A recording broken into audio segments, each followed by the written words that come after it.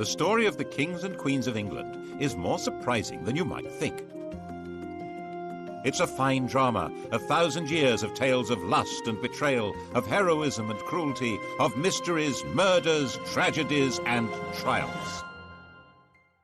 And it's also quite unlike the history of other countries' royalty. The thing about the kings and queens of England is that they're totally different from anywhere else, which probably explains why they're still in business when almost everywhere else they've either been given the chop or have stopped being regal.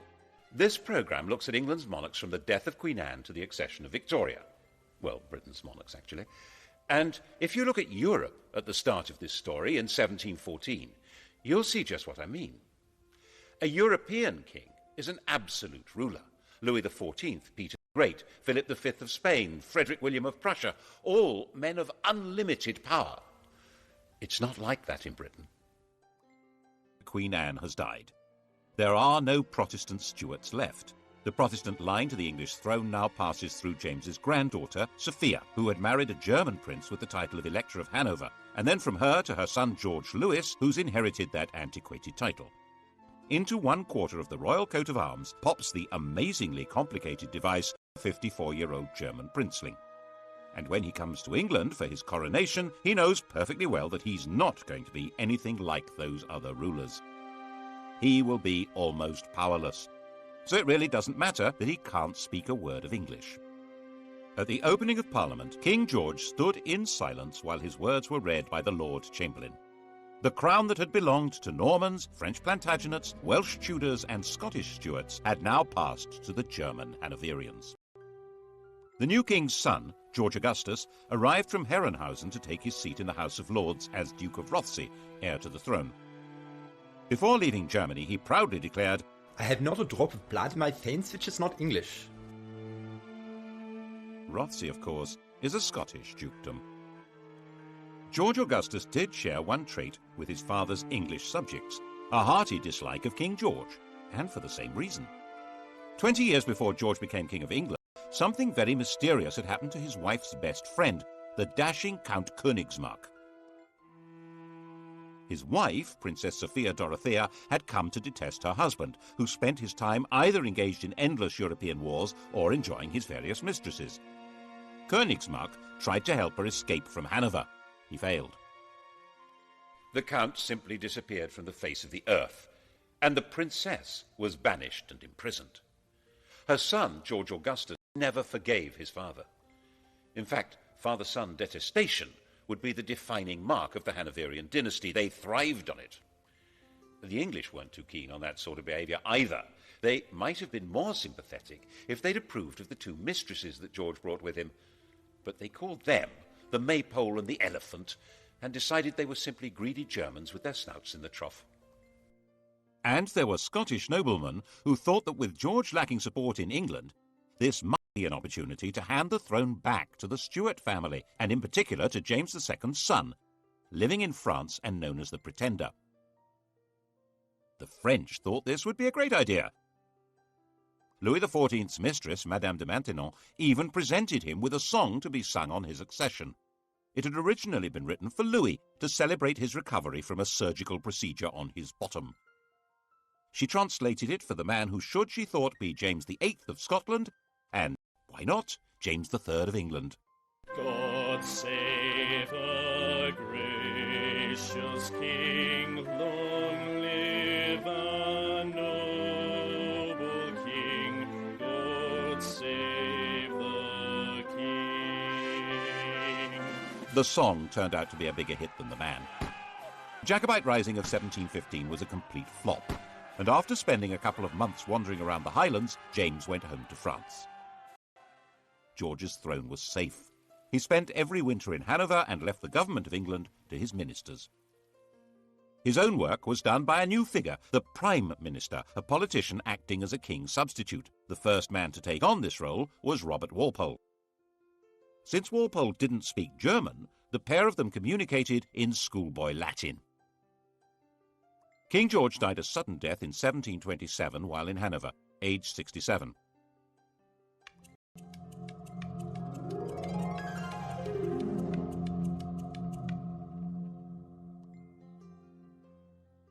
His son was living in Richmond, forbidden by the old man to take any part in court life or even to see his own children. When Walpole came with the news of his father's death, George II appears to have regarded it as a wind-up. "That is one big lie." But the outcast prince was indeed now George II, by the grace of God, King of Great Britain, France and Ireland, Defender of the Faith, Elector of Hanover, Duke of Brunswick-Lüneburg and Duke of Celle. When he'd been convinced, he came here to Leicester Square. At the time it was Leicester House, where he'd been running his own court. And here he was attended by the Archbishop of Canterbury, who formally presented the most powerful documents in the world. When William the Conqueror and Henry II died, their wills established who would rule after them. George took his father's will and, instead of opening it, shoved it in his pocket. It was never seen again, to the great disappointment of his father's mistresses.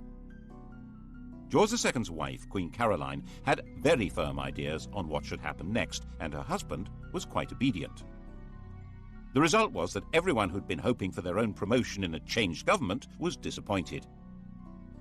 Walpole remained Prime Minister. He'd promised her that she would get a personal grant of £100,000 a year, double the offer his opposition came up with, and very little actually changed at all. That included the traditional hostility between anyone called King George and his son. The son in question was now, of course, the son of George II, Prince Frederick. According to Queen Caroline, he was the greatest ass, the greatest liar, the greatest canaille, and the greatest beast in the whole world, and we heartily wish he was out of it. She would have said it in German.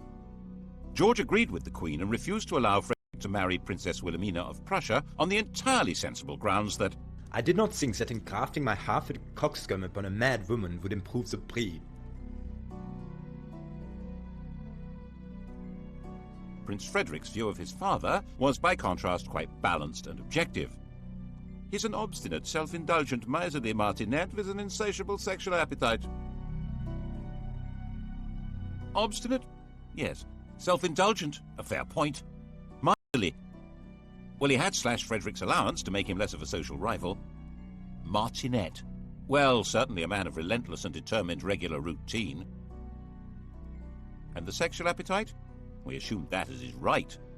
For instance, he began seriously lusting after the beautiful young wife of the Count of Volmoden when he met her in Hanover in 1735, and he told the Queen that, "You must love the Volmoden, for she loves me." The popular view of the king was that he was a randy buffoon. He seems to have been flattered by the jokes about his sexual efforts. As his father had once done, Frederick ran his own alternative court, which was far more popular than the king's. King George II didn't like that. Mein Gott, popularity always makes me sick, but this makes me vomit. The pair of them even patronized rival operatic outfits. The king and his entourage went to see Handel at the Haymarket. Handel had written George's coronation anthems. His music was grand and glorious, altogether suitable for magnifying the greatness of a self-important royal personage.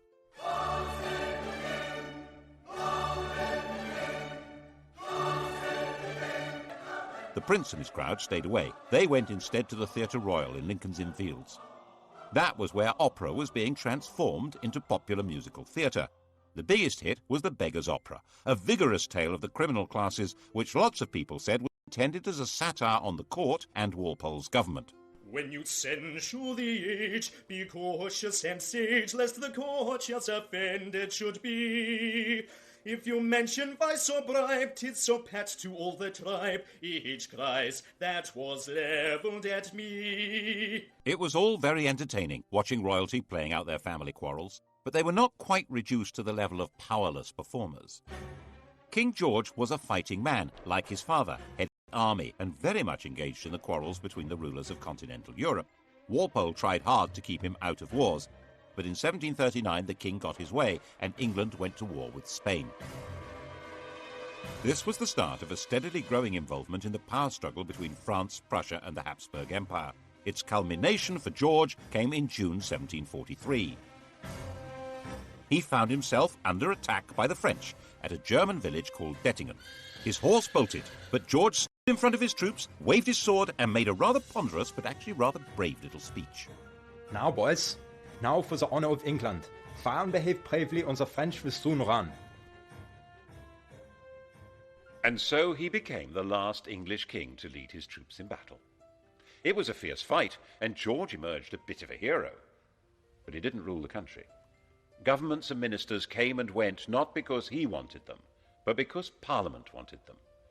In fact, George called himself a prisoner on the throne. In 1745, he played no part in the battles of Prestonpans or Culloden, which were far more important to the throne than the Battle of Dettingen. After all, they were battles for the throne itself. The cause of King James Stuart, the king who'd fled from William of Orange in 1688, had never been forgotten by the Scottish Highlanders. Its supporters of a Roman Catholic monarchy, were called Jacobites, the Latin for James being Jacobus. James's son, the Pretender, had tried and failed to take the throne in 1715, and now, 30 years on, he was known as the Old Pretender. His son Charles, born in Rome, was the Young Pretender.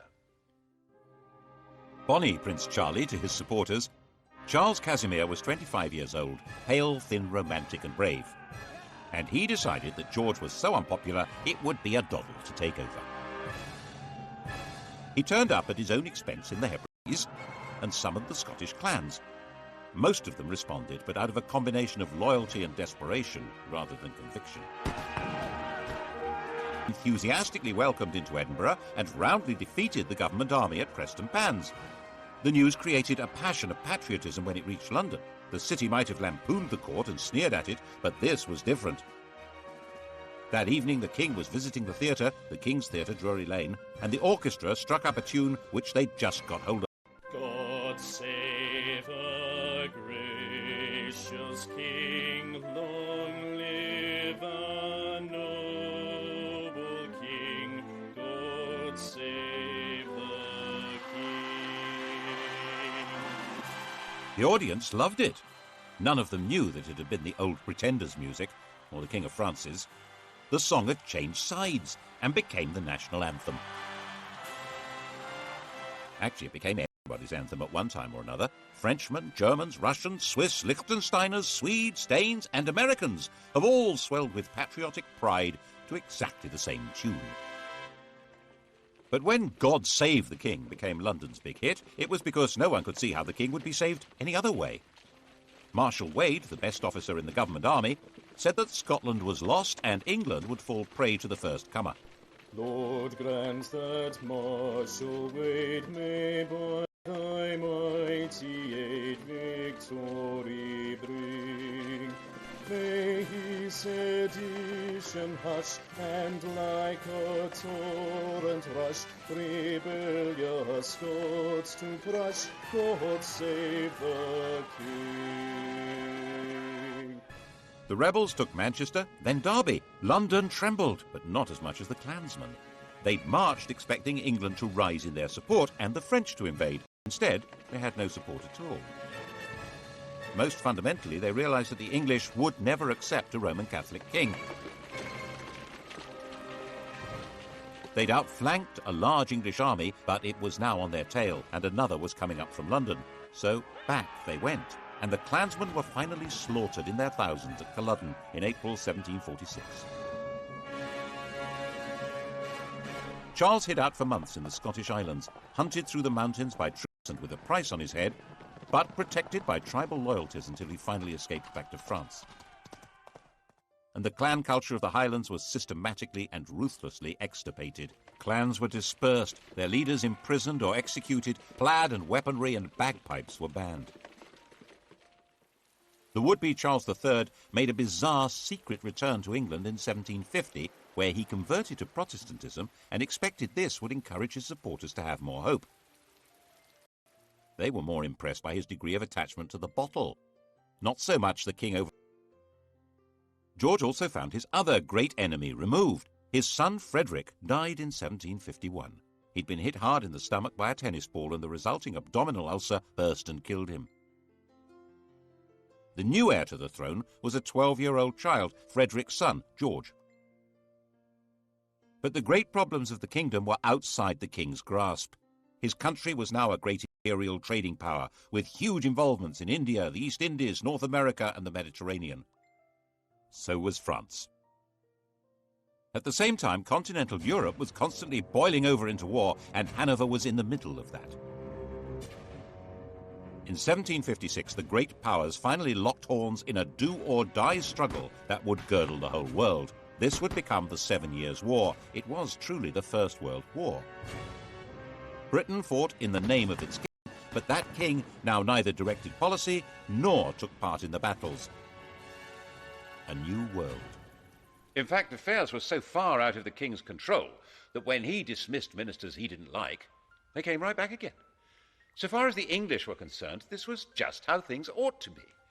Englishmen were entitled to liberty. The despots were on the other side, Catholic France and Austria. Their whole life, commerce, industry, and fighting force was directed by royal tyrants who ruled over starving and powerless peasants. And on the other side, Protestant Britain, whose commerce was run by men of business, whose industry was directed by free tradesmen, whose army and navy were run by heroes and manned by proud free men, and whose court was the centre of society, not of autocratic power. And that was how many of the British really did see it. Of course, they were also fighting with despotic Prussia, but that was a minor detail. The general perception was that this was a war of free Britons against European despots. Poor George died at the height of the war in 1760, and it didn't matter at all.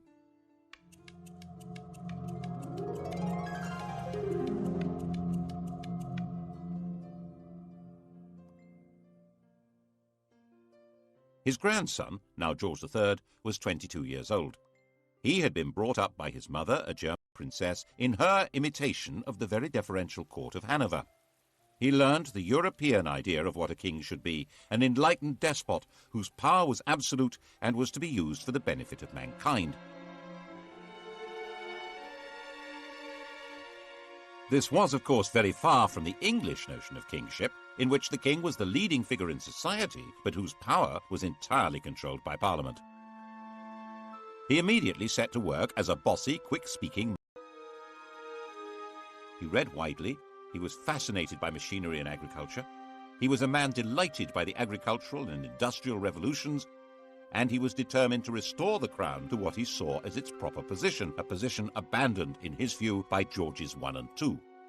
Unlike them, he'd been born in England and spoke good English, even if his grasp of grammar was ropey, and he had no old or young pretender to challenge him.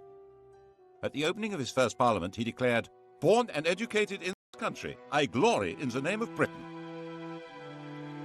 Parliament was controlled by one party, the Whigs, effectively an oligarchy of rich men who ran the country by a system of bribery, patronage, and nepotism. George felt that it was his job to improve matters. And so began the most catastrophic reign since James II. If it hadn't been for George III's attempt to turn back the clock, the inhabitants of New York might still be using British passports, and the inhabitants of Los Angeles and Miami, Spanish ones. Now there's a thought.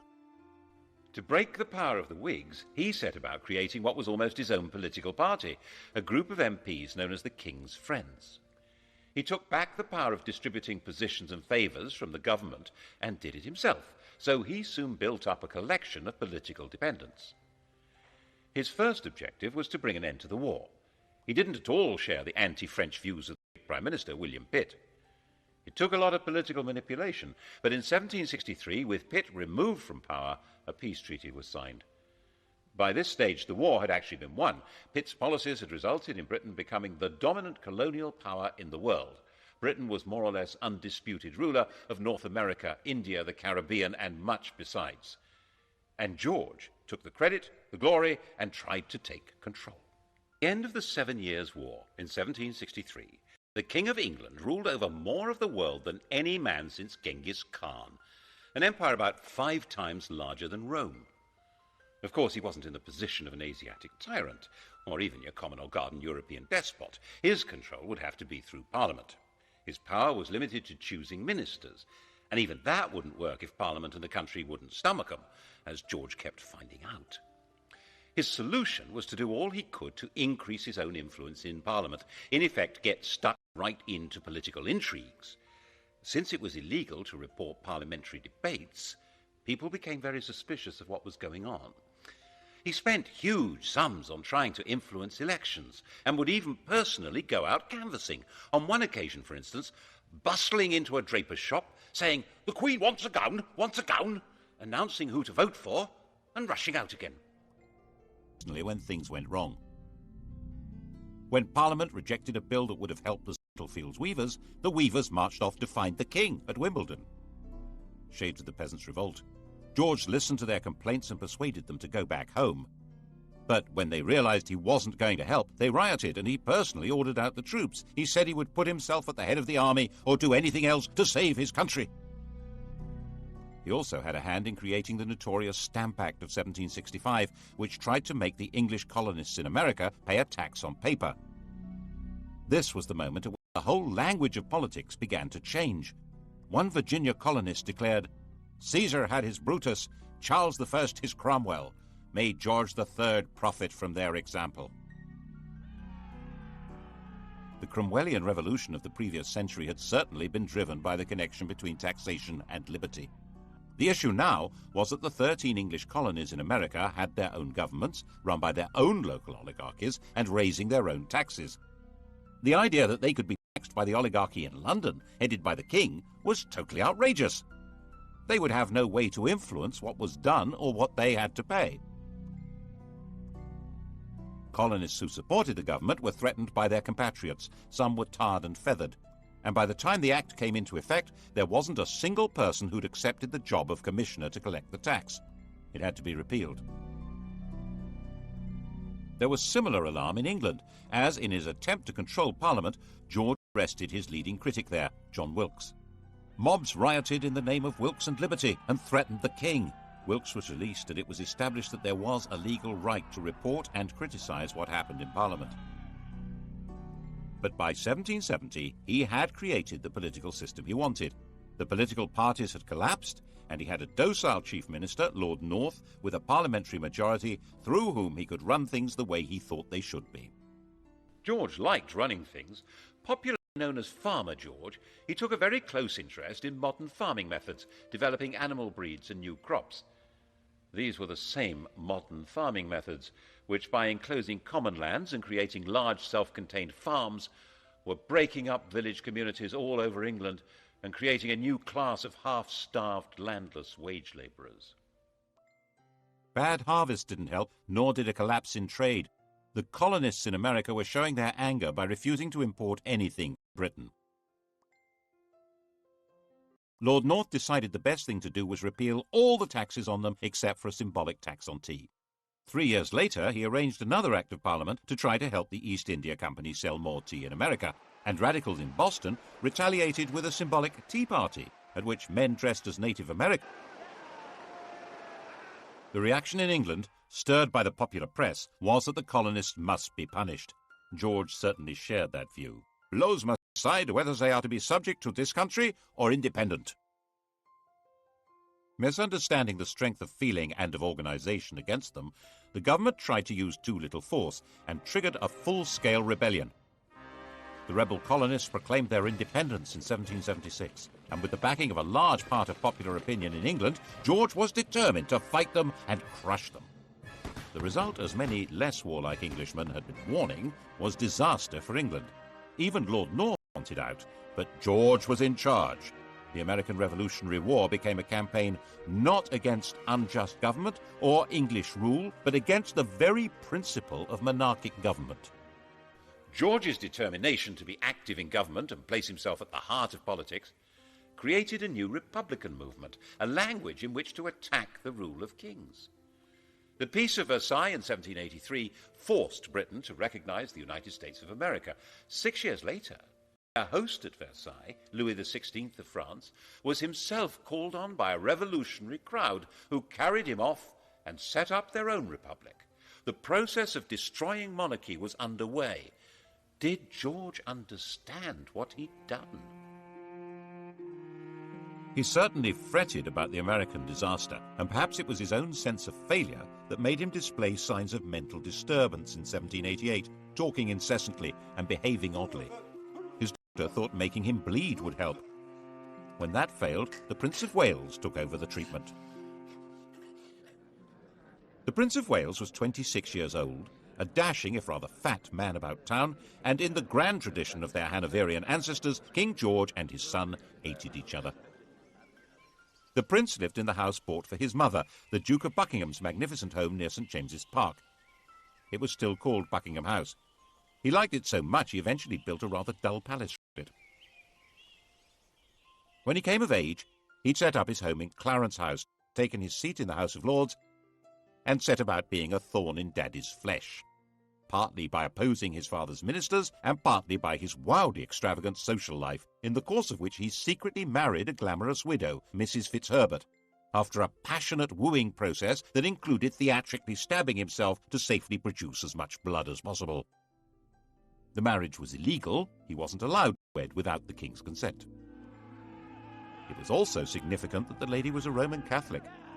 In 1780, anti-Catholic rioters stirred up by Lord George Gordon had taken over London for a week. Eventually dispersed by troops on the king's orders, the Gordon Lord George. Prinny, as his friends called him, spent his time in gambling clubs, in the company of dandies like Beau Brummel, and put much energy into building the bizarre and spectacular pavilion in Brighton. That's where he was when he heard that the king was mentally ill, and he hurried off to Windsor to take over. 28 years old, he was going to be regent. When the king saw his son, he physically attacked him. He threw Prinny against a wall. The poor boy burst into tears. There was then a huge political battle over what powers the regent would be allowed to have. His own bunch of politicians led by Fox on one side and the king's led by Pitt on the other. Fox's supporters saw Pitt as a sort of fungus with as many arms as an octopus, growing on and taking over the royal dunghill. And the Prince of Wales brought in his own physician to treat the king or torture him.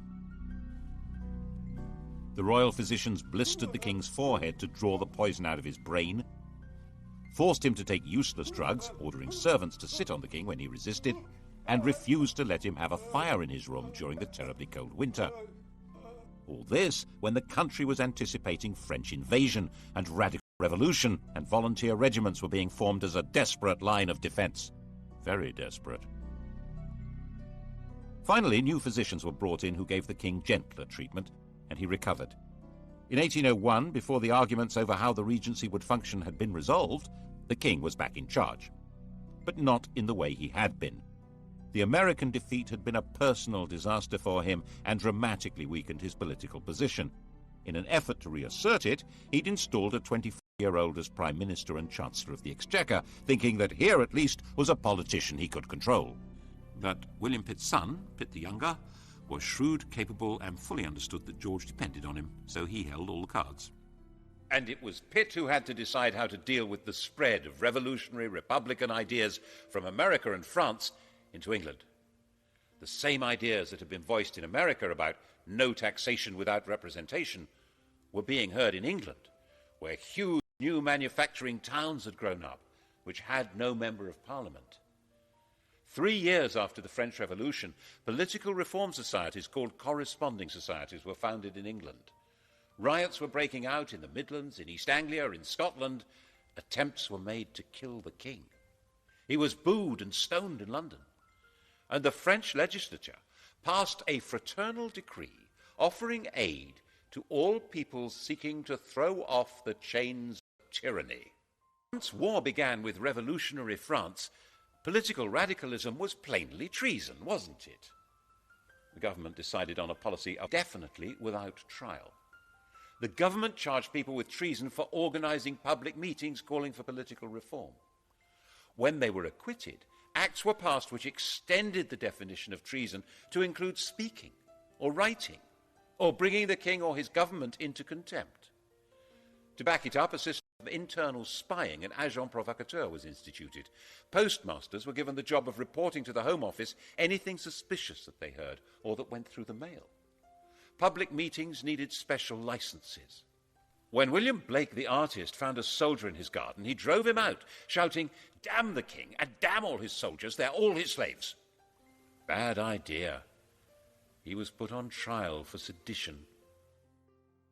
The king himself was actually quite popular. He was generally seen as a kind-hearted, slightly bufferish sort of a person, but he was still ultimately in charge of what was going on. And when even Pitt insisted that Catholics would have to be allowed the same rights as Protestants and permitted to stand for Parliament, George forced him to resign. The issue had come to the fore because of Ireland.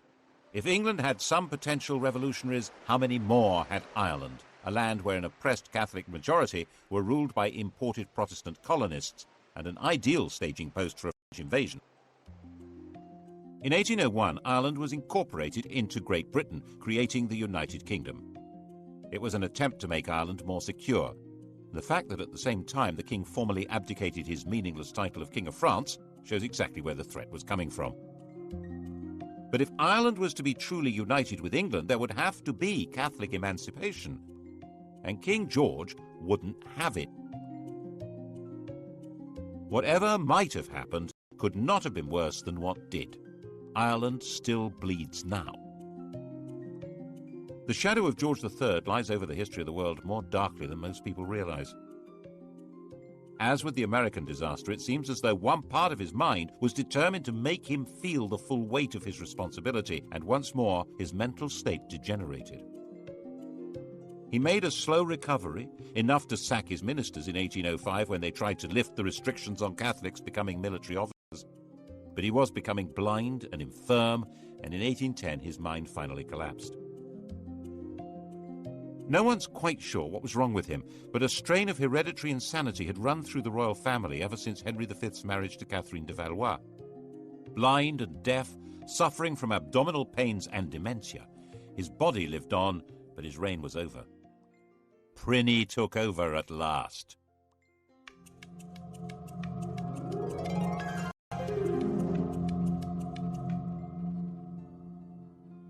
The European monarchy had been transformed.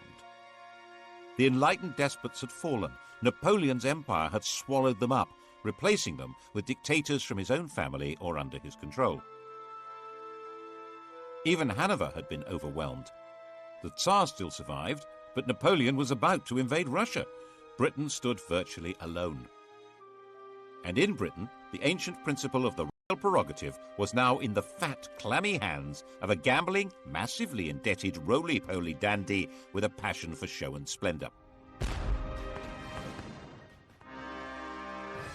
But the military genius of Wellington and Nelson didn't need a king to guide it. So under his uninspiring, even ridiculous leadership, Napoleon was defeated and the decrowned heads of Europe were brushed down and put back on their thrones. Why, the ruler of the United Kingdom even became King of Hanover. Prinny had been against everything his father stood for.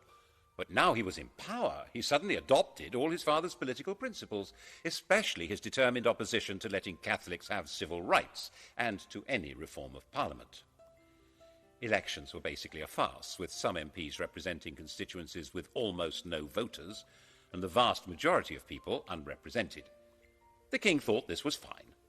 Lots of other people didn't. And this became a desperate issue in the years after the Napoleonic War. There were thousands of unemployed ex-soldiers. There was an agricultural depression made worse by the terrible summer of 1816, and there was increasing unemployment due to the use of new machinery. And the Prince of Wales's appetite for luxurious silverware and furniture grew mountainous. Graffiti appeared saying death or the regent's head. At the end of 1816, there was a full-scale riot in London aimed at setting up a radical government. The next month, the Prince Regent's carriage was mobbed on his way to open Parliament. The grim apparatus of repression was revived. The death penalty was restored for unlicensed public meetings. Printers of seditious material were to be seized. There was plenty of seditious material. The Prince Regent was a laughingstock. The flood of caricatures and satires was unstoppable. Extravagance was spectacular. A few years earlier, the government had agreed to clear his huge debts on condition that he made a legal marriage. The victim selected was his cousin Caroline of Brunswick, a charming, friendly and unassuming young lady who was also a bit of an exhibitionist. He spent the wedding night drunk. After 9 months to the day, Caroline gave birth to a daughter, but by then her husband had long abandoned her. He devoted himself to the pursuit of motherly mistresses and treated Caroline with a and the Brighton Pavilion made that declaration loud and clear. George III finally died in 1820, having notionally reigned for 60 years, the longest reign until Victoria. And he was 81, the longest life of any British ruler so far.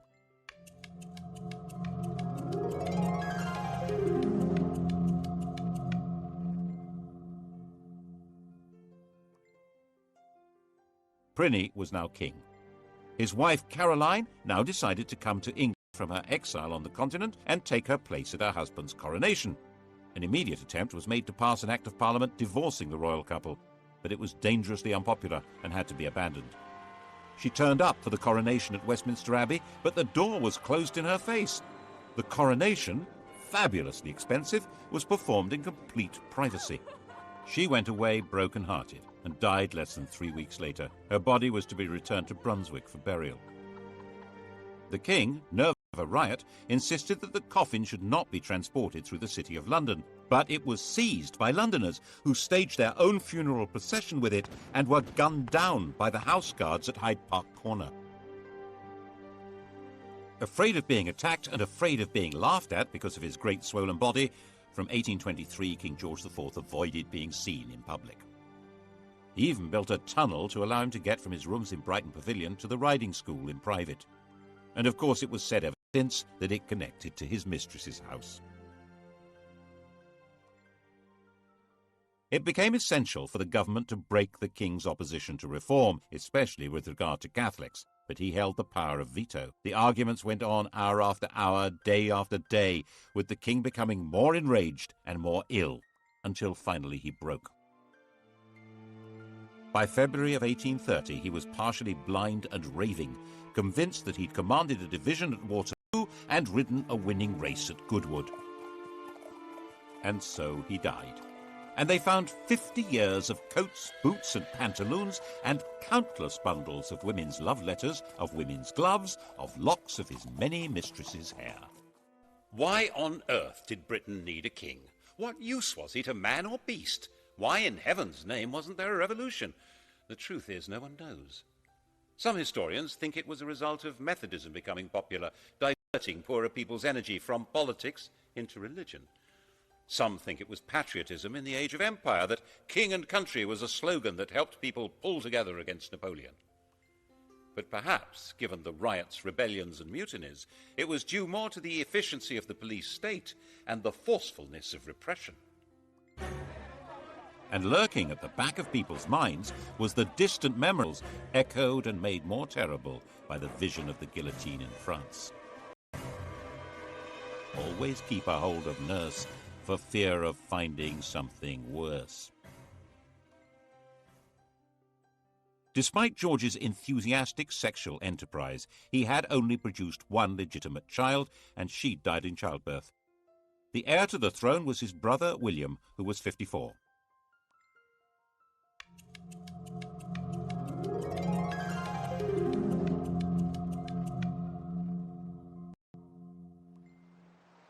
He had been sent into the Navy as a young man, where he developed into a severe disciplinarian and a stickler for etiquette. After he left, he took an actress, Mrs. Jordan, as his mistress, had lots of illegitimate children, and was given to making tactless speeches with not much intelligence. He eventually had made a royal marriage to another German Protestant princess, and Mr. King and Mrs. Queen lived at Bushey to the north of London, like a quite ordinary couple. Insisted that his coronation should only cost 1/10 of his brother's, and he was known to give people a lift in his carriage. All this made him rather popular, but when it came to parliamentary reform, he turned out to be as resistant as any other Hanoverian king. By now the popular pressure for changing the voting system into something more representative was virtually irresistible, giving more men the vote, having MPs for the new towns and secret ballots. This would give the Commons more power, so the House of Lords was resisting it, and William sided with them. By 1832, there seemed a real possibility of civil war or revolution.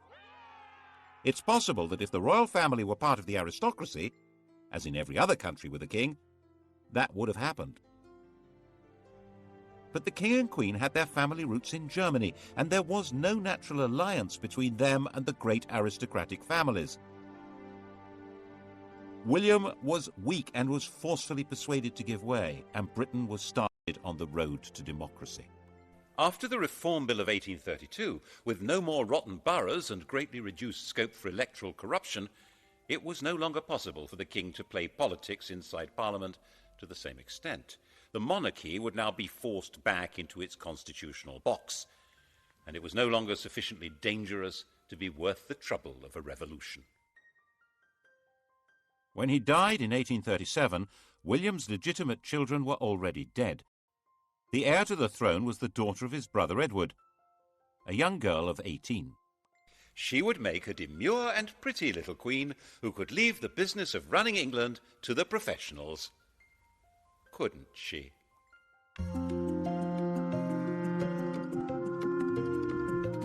Sky Digital viewers, press red.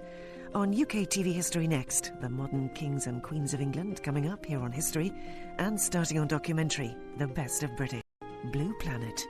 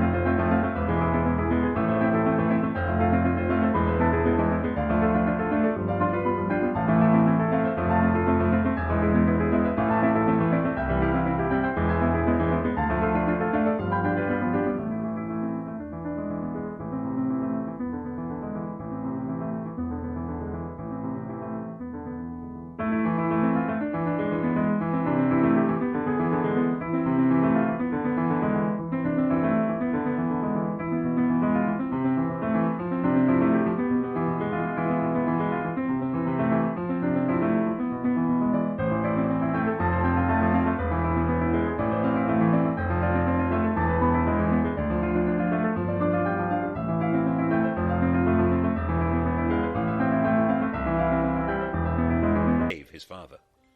In fact, father-son detestation would be the defining mark of the Hanoverian dynasty. They thrived on it. The English weren't too keen on that sort of behaviour either. They might have been more sympathetic if they'd approved of the two mistresses that George brought with him, but they called them the Maypole and the Elephant and decided they were simply greedy Germans with their snouts in the trough. And there were Scottish noblemen who thought that with George lacking support in England, this might be an opportunity to hand the throne back to the Stuart family, and in particular to James II's son, living in France and known as the Pretender. The French thought this would be a great idea. Louis XIV's mistress, Madame de Maintenon, even presented him with a song to be sung on his accession.